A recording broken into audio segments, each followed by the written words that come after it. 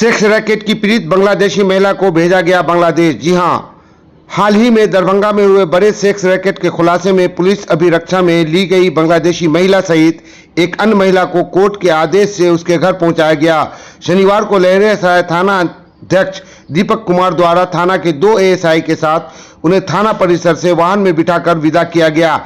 इस संबंध में जानकारी देते हुए लहरियासराय थाना अध्यक्ष दीपक कुमार ने बताया कि बांग्लादेशी महिला के साथ पश्चिम बंगाल के सिलीगुड़ी की रहने वाली एक अन्य महिला को जबरन देह व्यापार के धंधे में धकेला गया था।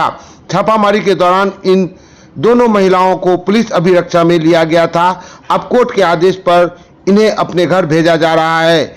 उन्होंने बताया कि लहरियासराय थाना की एएसआई अर्चना सिंह एवं एएसआई अमित कुमार को इन्हें सुरक्षित इनके गंतव्य तक पहुंचाने के लिए इनके साथ भेजा गया है। बांग्लादेशी महिला को बॉर्डर पर उनके परिजनों को सुपुर्द किया जाएगा।